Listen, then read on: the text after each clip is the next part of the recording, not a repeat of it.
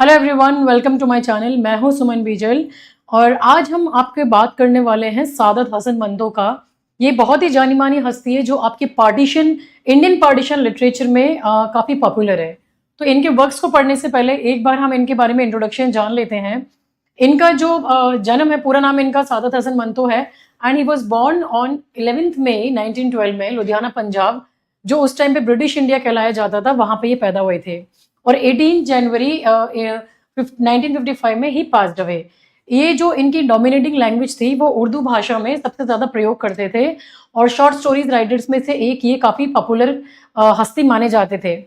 और आप देखोगे उन्हें अक्सर आप 20वीं सेंचुरी की जो ग्रेटेस्ट उर्दू अफसाना निगार कहा जाता है इनको यहाँ पे। तो इन्होंने, अगर आप देखोगे, इन्होंने प्राइमरीली इनका मेन जॉनर इनका शॉर्ट स्टोरीज, ड्रामा और फिल्म राइटिंग हुआ करता था। और उनका जो असली पहचान थी आप देखेंगे तो वो उनकी शॉर्ट स्टोरियों से ही उनकी पहचान बनी। सो मंटो की राइटिंग का सबसे पावरफुल एस्पेक्ट ये है कि वो सोसाइटी को अनकंफर्टेबल जो सोसाइटी के एस्पेक्ट्स होते थे, जो इग्नोर्ड रियलिटीज थे, उनको बिना किसी फिल्टर के सामने वो अपने वर्क्स में बताते थे। उनकी स्टोरीज में आपको पार्टीशन का ट्रॉमा, प्रोस्टिट्यूशन की दुनिया और मेंटल इंस्टेबिलिटी, गरीबी और इंसानियत की ब्रुटैलिटी का बहुत रॉ और डायरेक्ट तरीका आपको देखने के लिए मिलेगा। इसी वजह से उन्हें आपको 6 टाइम्स उनको ऑब्स्केनिटी के चार्जेस में ट्रायल फेस करना पड़ा था। 3 बार इंडिया में और 3 बार पाकिस्तान में। लेकिन इंटरेस्टिंगली उन्हें कभी भी कन्विक्ट नहीं किया गया। और जो ये दिखाता है कि उनकी राइटिंग्स कंट्रोवर्शियल है, ये आपको यहाँ पे प्रूफ मिल जाएगा इसको लेके। लेकिन फंडामेंटली सच्चाई पर बेस्ड थी उनकी मेजॉरिटी राइटिंग्स। उनके सबसे बड़े इंपॉर्टेंट कलेक्शंस में आप लोग देखेंगे यहाँ पे उनका ये आता है एक अफसाने, सिया हशिये, ब्लैक मार्जिन जिन्हें बोलते हैं, एंड ठंडा गोश्त। ये इनके मेन मेजर वर्क्स हैं यहाँ पे आपके। ठीक है, मंटो के अफसाने जिन्हें बोलते हैं आप लोग यहाँ पे, अगर अपने नाम सुने होंगे यहाँ पे। तो क्रिटिक्स उनके कंपैरिजन शकोव और मॉपसन के साथ में करते हैं। ओ हेनरी जैसे मास्टर्स के साथ में उनका कंपैरिजन किया गया क्योंकि उनकी शॉर्ट स्टोरी फॉर्म पर कमांड बहुत ही ज्यादा एक्स्ट्राऑर्डिनरी थी। तो आप देखेंगे कि उनकी जो पर्सनल लाइफ थी वो भी उतनी ही ट्रेजिक थी जितनी की इनकी स्टोरीज है। तो उन्होंने अल्कोहलिज्म, जब उनको क्या है, अल्कोहलिज्म से जब वो सफर कर रहे थे, ही वॉज एन अल्कोहलिक, तो सिर्फ 42 साल की उम्र में उनको देहांत हो गया था, passed away because of alcoholism. और जिस वजह से उन्हें उर्दू लिटरेचर का एक बहुत ही डीपली ट्रेजिक फिगर भी यहाँ पे कंसिडर किया जाता है। ठीक है, अब एक और आप यहाँ पे इनका बात देखेंगे, यहाँ पे इनका वर्क को देखेंगे जो बहुत फेमस है, विच इज तौबा टेक सिंह। ठीक है, तो ये मंटो का सबसे पावरफुल और लास्ट फेज की स्टोरीज में से एक है जो 1955 में इसको यहाँ पे आपका लिखा गया था। ठीक है, तो ये उनकी डेथ के बिल्कुल आसपास का टाइम था जब उन्होंने ये लिखा था। तो ये स्टोरी उनके फाइनल कलेक्शंस में पब्लिश हुई थी और इनका जो सेटिंग है वो आपको यहाँ पे लाहौर में देखने के लिए मिल जाएगा। जो मेन सेटिंग है, the setting has been placed at Lahore. तो लाहौर का एक मेंटल असाइलम है और इंडिया पाकिस्तान और बॉर्डर के बीच का एरिया है जहां पे ये बातचीत चल रही है। सो ये कहानी डायरेक्टली पार्टीशन के हिस्टोरिकल इवेंट पर बेस्ड है। स्पेसिफिकली वो अनयूजुअल और डिस्टर्बिंग डिसीजंस जहां पर गवर्नमेंट ने सिर्फ नॉर्मल लोगों का नहीं बल्कि मेंटल असाइलम के पेशेंट्स का भी एक्सचेंज करने का फैसला कर लिया था। सो अगर आप जॉनर के लेवल पे देखोगे, यहाँ पे आपका ये पूरा स्टोरीज मैंने यहाँ पे एक्सप्लेन कर रखा है। अगर आप जॉनर के लेवल पे देखोगे तो ये स्टोरी एब्सर्डिस्ट फिक्शन और डार्क सटायर का परफेक्ट एग्जांपल है। यहाँ पे रियलिटी इतनी एब्सर्ड हो जाती है कि वो ऑलमोस्ट अनरियल लगने लगती है, लेकिन उस एब्सर्डिटी के थ्रू मंटो एक बहुत ही डेप्थ, गहरी और पेनफुल ट्रुथ को एक्सपोज कर रहे हैं। सो ये स्टोरी पार्टीशन लिटरेचर का एक आइकॉनिक टेक्स्ट बन गई थी, इसलिए एग्जाम में पूछी भी जाती है क्योंकि ये वायलेंस या ब्लडशेड डायरेक्टली नहीं दिखा रही बल्कि उसके साइकोलॉजिकल इंपैक्ट को हाईलाइट कर रही है। तो इसका स्टोरी हुआ क्या था यहाँ पे आखिर, था क्या? तो स्टोरी का बैकग्राउंड आपका पार्टीशन के कुछ साल बाद का है, जब इंडिया और पाकिस्तान की जो गवर्नमेंट है ये डिसाइड कर रहे थे कि जैसे नॉर्मल पॉपुलेशन का एक्सचेंज हुआ था वैसे ही जो असाइलम के लुनेटिक्स है, मतलब पागल खाने में जो पागल लोग हैं, उनका भी डिवीजन करो। ठीक है, उनमें रहने वाले लोगों को भी बांटा जाए, तो उन्हें उनके रिलीजन के बेसिस पर डिवाइड किया जाएगा। मुस्लिम्स पाकिस्तान में रहेंगे और हिंदू यहाँ पे, हिंदू और सिख है, उनको इंडिया भेजा जाएगा। तो यहाँ से कहानी का एक ट्रेजिक और आइकॉनिक डायरेक्शन आपको मिलेगी देखने के लिए। एक अलग रो में यहाँ पर डायरेक्शन में आपकी स्टोरी जाती है क्योंकि जो लोग ऑलरेडी मेंटली अनस्टेबल है उन्हें एक ऐसे पॉलिटिकल डिसीजन का पार्ट बनाया जा रहा है जिसका उनको कुछ समझ ही नहीं आया। तो इस कहानी का सेंट्रल कैरेक्टर है बिशन सिंह, जो एक सिख है और जिसे सब तोबा टेक सिंह के नाम से जानते हैं, क्योंकि वो उसी जगह से आया था। तोबा टेक सिंह नाम से एक जगह थी, वहीं से आया था। सो बिशन सिंह पिछले 15 सालों से असाइलम में है और उसकी एक पेक्युलर हैबिट है, एक जो बार बार रिपीट करता है, वो कभी बैठता या सोता नहीं है, बल्कि हमेशा खड़ा रहता है और एक continuous stream of nonsensical words बोलता रहता है। तो उसका एक फेमस फ्रेज है यहाँ पे जो वो रिपीटेटिवली बोलता है, ऊपर दी गुड़ दी एनक से दी बी बयान दी मूंग दी दाल ऑफ द लत्ते, ऐसे कुछ बोलता है यहाँ पे। तो एक तरह का ये मीनिंगलेस लैंग्वेज लगता है आपको देखने में, लेकिन एक्चुअली वो उसके इंटरनल कंफ्यूजन और जो उसकी फ्रैक्चर्ड आइडेंटिटी है उसको यहाँ पे आपका रिफ्लेक्शन की तरह उसको बताया गया है, उसको रिफ्लेक्ट कर रहा है। तो जब उसे बताया जाता है यहाँ पे आपका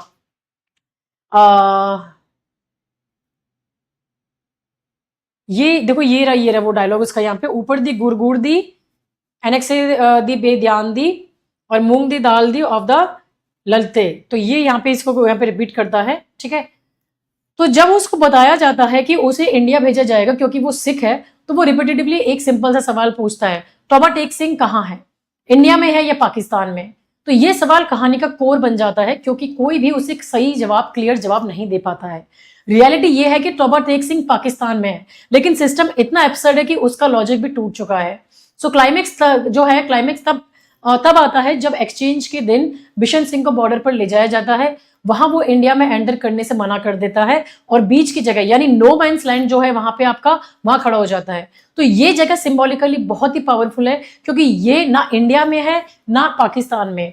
तो ये एक वो स्पेस है और वो है ऐसी स्पेस है जहां पर आपकी जो आइडेंटिटी है वो अनडिफाइंड है। तो सुबह होने पर वो वहीं गिर जाता है और मर जाता है। सो लास्ट लाइन जहां बताया जाता है कि एक तरफ हिंदुस्तान था और दूसरी तरफ पाकिस्तान, और बीच में एक ऐसी जमीन थी जिसका कोई नाम नहीं था, वही तोबा टेक सिंह था। तो ये लाइन पूरी स्टोरी का एक इमोशनल और फिलोसॉफिकल आपका क्लाइमेक्स यहाँ पे बन जाता है, ठीक है। तो अगर आप इसे एक एज एक्सपर्ट लेवल की तरह अगर आप इसे समझना चाहोगे ना यहाँ पे आपका, तो देखो आप उसे ऐसे मत समझो स्टोरी की तरह, है ना। आपको ये बताना है कि ये स्टोरी सिर्फ एक पागल आदमी की नहीं है। It is not just a story of a mad man. ये एक्चुअली एक नॉर्मल वर्ल्ड की मैडनेस को एक्सपोज करती है। जो लोग असाइलम में हैं वो पागल हैं, लेकिन उनके डिसीजंस और रिएक्शन ज्यादा लॉजिकल लगते हैं कंपेयर टू द गवर्नमेंट जो अपने इरेशनल डिसीजंस बना रही है by dividing people who are in mental asylum. So Bishan Singh का नो मैंस लैंड में खड़े रहना एक पावरफुल रेजिस्टेंस है। वो एक ऐसी आइडेंटिटी को एक्सेप्ट करने से मना कर रहा है जो उस पर फोर्स की गई है, जबरदस्ती दी जा रही है। तो आपको यही समझना है कि ये कहानी पार्टीशन की ट्रेजेडी या ब्लडशेड नहीं है, बल्कि आइडेंटिटी क्राइसिस और साइकोलॉजिकल ब्रेकडाउन को दिखा रही है। यहाँ पे आपका ये रियलाइज करवाती है कि जब बॉर्डर्स आपके आर्टिफिशियली ड्रॉ किए जाते हैं तो सिर्फ लैंड डिवाइड नहीं होता, इंसान की आइडेंटिटी, उसकी बिलोंगिंग और सेनिटी भी यहाँ पे आपकी डिवाइड हो जाती है। अब मेन कैरेक्टर में यहाँ पे आ जाता है बिशन सिंह, जो आपका तोबा टेक सिंह है यहाँ पे आपका। सो बिशन सिंह इस स्टोरी का सेंट्रल कैरेक्टर है और मंतो ने उसे सिर्फ एक लुनाटिक की तरह नहीं बल्कि एक डीपली सिंबॉलिक फिगर की तरह यहाँ पे प्रेजेंट किया है। सो वो एक सिख आदमी है जो 15 सालों से मेंटल असाइलम में बंद है, लेकिन उसकी आइडेंटिटी उसकी मेंटल कंडीशन से डिफाइन नहीं होती, बल्कि उसके जो कनेक्शंस हैं उससे होती है, अपनी मिट्टी से, तोबा टेक सिंह से। तो उसकी मैडनेस सिर्फ सरफेस पर आपको एब्सर्ड लगती है, क्योंकि वो मीनिंगलेस वर्ड्स बोलता रहता है, कुछ बड़बड़ाता रहता है, कभी बैठता है या सोता नहीं है। लेकिन अगर तुम उसके बिहेवियर को ध्यान से देखोगे तो पता चलेगा कि वो एक्चुअली सबसे ज्यादा कंसिस्टेंट और ट्रूथफुल कैरेक्टर है। वो सिर्फ एक बेसिक सवाल पूछता है, मेरा घर कहाँ है, और इस सवाल का जवाब पूरी पॉलिटिकल मशीनरी नहीं दे पाती। तो ये आयरनी ये दिखाती है कि जो आदमी पागल माना जा रहा है वो एक्चुअली सबसे ज्यादा सेन है, और जो लोग डिसीजंस ले रहे हैं वो ही इरेशनल है। सो बिशन सिंह का बॉर्डर क्रॉस करने से मना कर देना एक साइलेंट लेकिन एक्सट्रीमली पावरफुल प्रोटेस्ट है, क्योंकि वो अपनी आइडेंटिटी को किसी इंपोज पॉलिटिकल लेवल के हिसाब से एक्सेप्ट करने से मना करता है। उसका नो मैंस लैंड में खड़े रहना और वहीं पे मर जाना एक ट्रेजिक मोमेंट है, लेकिन साथ ही एक सिंबॉलिक स्टेटमेंट भी है। वो ना इंडिया में है ना पाकिस्तान में, बल्कि सिर्फ अपनी मिट्टी का है। सो इस तरह बिशन सिंह पार्टीशन का आम इंसान को रिप्रेजेंट कर रहा है, जिसका सब कुछ छिन गया है, और लेकिन वो अब भी सब कुछ छिन जाने के बाद में भी अपनी बिलोंगिंग को कॉम्प्रोमाइज करने के लिए तैयार नहीं है यहाँ पे आपका, ठीक है। तो ये आपका सबसे पावरफुल कैरेक्टर है। फिर यहाँ पे और भी आपके अदर लुनेटिक्स हैं। तो ये कहानी में बाकी लुनेटिक्स है जो सिर्फ आपके बैकग्राउंड कैरेक्टर से मिलते हैं। लेकिन मंतो ने उन्हें भी एक सटायरिकल डिवाइस की तरह यूज किया है ताकि पार्टीशन के एब्सर्डिटी को वो हाईलाइट कर सके। सो जब एक लुनेटिक अपने आप को मोहम्मद अली जिन्ना डिक्लेयर करता है और दूसरा जवाहरलाल नेहरू, तो ये एक डायरेक्ट मॉकरी है उन पॉलिटिकल लीडर्स पे जो एक्चुअली सब कॉन्टिनेंट को डिवाइड करने के लिए रिस्पॉन्सिबल थे। तो ये सीन ह्यूमरस लग सकता है, लेकिन उसके अंदर एक बहुत ही डीप क्रिटिसिज्म छुपा हुआ है कि पावर और आइडेंटिटी का जो ये गेम लीडर्स खेल रहे थे वो उतना ही एब्सर्ड था जितना कि एसाइलम के पेशेंट्स का बिहेवियर। और इस तरह एक लुनेटिक का ये कहानी का जब वो बोलता है कि पानी पर लाइन खींच दी जाए ताकि मछलियों को डिवाइड किया जा सके, तो ये एक एक्सट्रीमली शार्प सटायर है जो ये दिखाता है कि पार्टीशन का लॉजिक जो है वो अगर एक्सट्रीम तक चला जाए तो वो कंप्लीटली मीनिंगलेस और रेडिकुलस हो जाता है। तो ये सारे जो कैरेक्टर्स है इन सब के थ्रू मानतो ने ये दिखाया है कि मैडनेस सिर्फ आपके असाइलम या पागल खाने तक नहीं टिकी हुई है, बल्कि वो पूरी सोसाइटी में फैल चुकी है। और कभी कभी जो बात पागल लोग बोलते हैं वही सबसे ज्यादा आपके यहाँ पे सच्ची होती है। ये मेजर थीम्स है। पहला तो आ जाता है आपका एब्सर्डिटी ऑफ पार्टीशन को लेके। सो मंतो की जो स्टोरी है यही सबसे सेंट्रल और पावरफुल थीम है, पार्टीशन की एब्सर्डिटी, जहां वो ये आर्ग्यूमेंट रखते हैं कि जो डिसीजंस लिया गया था वो एक तरह की कलेक्टिव मैडनेस था। असाइलम के लुनेटिक्स का बिहेवियर पहले नजर में इरेशनल लगता था, लेकिन जब उन्हें कंपेयर किया जाता है पॉलिटिशियंस और ऑफिशियल्स के एक्शन से तो लगता है कि असली मैडनेस बाहर की दुनिया में है। गवर्नमेंट का ये डिसीजंस के लुनेटिक्स को रिलीजन के बेसिस पे बांट दिया जाए, ये एक डार्क सटायर है जो पॉपुलेशन एक्सचेंज की पॉलिसी का मिरर है। तो ये स्टोरी सजेस्ट करती है कि अगर मेंटली अनस्टेबल लोग भी डिसीजन को समझ नहीं पा रहे तो शायद प्रॉब्लम उनमें नहीं बल्कि डिसीजन में है। तो ये आपको ये सारी चीजें यहाँ पे इस थीम को यहाँ पे लेके ये आ रही है। आपकी आइडेंटिटी और बिलोंगिंग में आप यहाँ पे अपना बिशन सिंह की आइडेंटिटी को लेके यहाँ पे बात करेंगे। आप यहाँ पे कि आइडेंटिटी का कॉन्सेप्ट बहुत ही डीपली एक्सप्लोर किया है तोबर देख सिंह। उसके लिए रिलीजन, नेशन या पॉलिटिक्स का कोई मतलब नहीं था। उसकी आइडेंटिटी सिर्फ उसकी जमीन उसकी मिट्टी से जुड़ी थी। तो जब पार्टीशन के बाद उसकी जमीन उसे छिन जाती है, एक नई कंट्री में उसको डाल दिया जाता है, धकेला जाता है, तो उसकी आइडेंटिटी कोलैप्स हो जाती है। तो ये सिर्फ बिशन सिंह की ट्रेजेडी नहीं बल्कि उन लाखों लोगों की रियलिटीज थी जिन्हें अपनी रूट्स खोनी पड़ी थी ये बंटवारे के चक्कर में। सो मानतो इस कहानी के थ्रू बहुत पावरफुल सवाल उठाते हैं कि अगर किसी इंसान से उसका घर छीन लिया जाए और उसको कहीं और छोड़ दिया जाए तो उसका ये जो नया लेबल है, आप दे रहे हो नया लेबल, वो किसके साथ जुड़ेगा? तो क्या वो वैसा ही एग्जिस्ट कर सकता है नए लेबल के साथ में? तो कहानी का आंसर बहुत ही यहाँ पे ब्रूटल था, हार्श था। तो इसका आंसर था नहीं। बिशन सिंह को नो मैंस लैंड में मर जाना ये दिखाता है कि जब आइडेंटिटी फोर्सिबली आपकी रिडिफाइन की जाती है तो इंसान फिजिकली नहीं इमोशनली जरूर मर जाता है। तो ये थीम आपकी कहानी को डीपली ह्यूमन बना रही है यहाँ पे आपका, ठीक है। मैडनेस और सेनिटी सबसे स्ट्राइकिंग और थॉट प्रोवोकिंग एस्पेक्ट है ना। तो नॉर्मली हम अज्यूम करते हैं कि असाइलम के लोग इरेशनल होंगे, बाहर के लोग रैशनल होंगे, लेकिन मानतो इस अजम्पशन को कंप्लीटली उल्टा कर देते हैं। लुनेटिक्स बार बार सवाल पूछते हैं कि उन्हें क्यों डिवाइड किया जा रहा है। उनके सवाल एक्चुअली लॉजिकल लगते हैं। उन्हें समझ नहीं आता कि ये एक लाइन खींचकर लोगों को अलग कैसे किया जा सकता है, और ये कंफ्यूजन परफेक्टली जस्टिफाइड था। दूसरी तरफ पॉलिटिशियंस और ऑफिशियल्स बिना किसी इमोशनल या ह्यूमन कंसिडरेशन के डिसीजंस ले रहे हैं जो क्लियरली यहाँ पे आपका इरेशनल और इनसेंसिटिव है।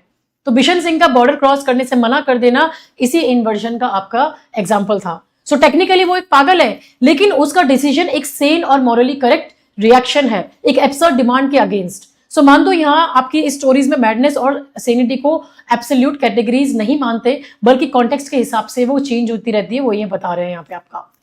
फिर आता है आपका यहाँ पे नो मैंस लैंड का सिंबल।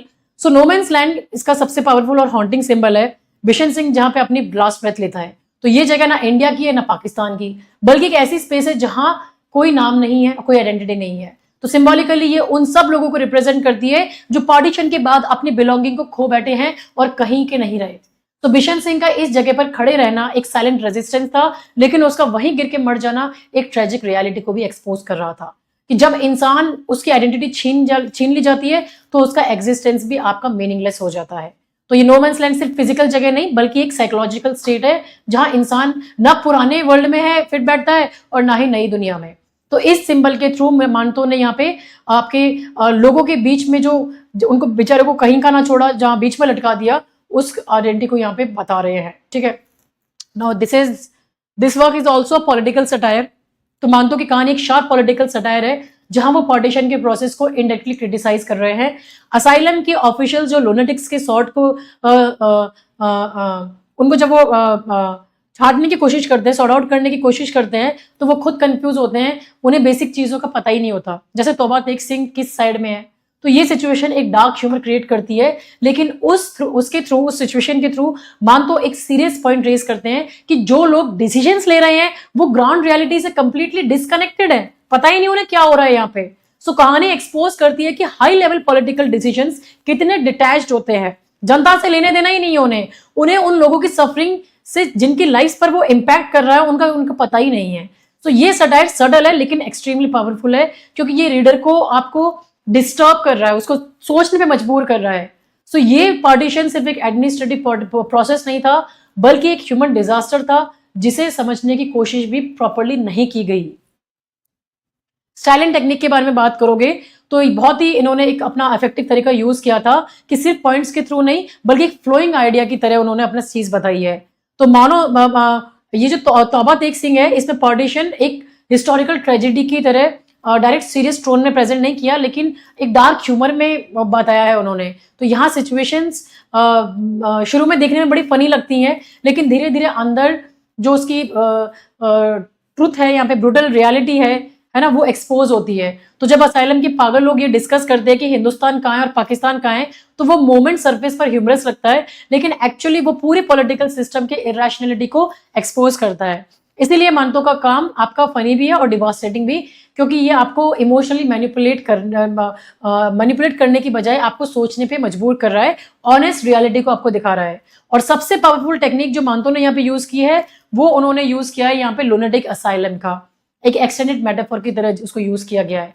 तो यहाँ आपका असाइलम जो है ये सिर्फ एक सेटिंग नहीं बल्कि पूरे पार्टीशन सब कॉन्टिनेंट का सिंबॉलिक रिप्रेजेंटेशन है। बाहर की दुनिया जहां सपोजिटली सेन लोग रहते हैं, एक्चुअली वहां पे और भी ज्यादा इरेशनल और वायलेंट है, जबकि असाइलम के अंदर के लोग आपके कंपैरेटिवली ज्यादा लॉजिकल लगते हैं। तो इस इन्वर्शन के थ्रू मान तो ये दिखाते हैं कि असली मैडनेस इंडिविजुअल्स में नहीं बल्कि पॉलिटिकल डिसीजंस और सोसाइटी के कलेक्टिव बिहेवियर में है। इसी मेटाफर को और भी उन्होंने गहरा बनाया बिशन सिंह के कैरेक्टर के थ्रू, जो अपने नॉनसेंस जो डायलॉग है ना, उसका ऊपर दी गुड़ गुड़ दी, एनेक्स से दी, ध्यान दी, मूंग दी, दाल ऑफ दी, फलाना फलाना। तो ये एक रैंडम लाइन नहीं बल्कि एक ब्रोकन लिंग्विस्टिक स्ट्रक्चर है जो एक ब्रोकन नेशन को मिरर कर रहा है। तो उनकी लैंग्वेज का कोलैप्स एक्चुअली आइडेंटिटी का कोलैप्स बन जाता है। सिंबोलिज्म है यहाँ पे आपका, जहां ना क्लियर मीनिंग है ना क्लियर बिलोंगिंग है।